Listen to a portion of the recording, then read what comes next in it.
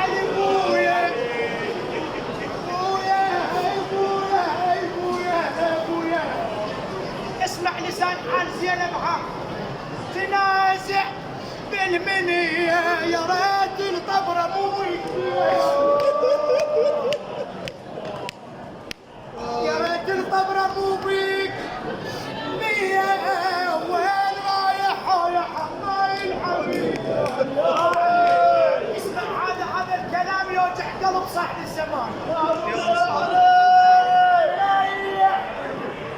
يا حماي الحمية دار منك خالية ومن الزكية، تقول ابويا منك ومن الزكية.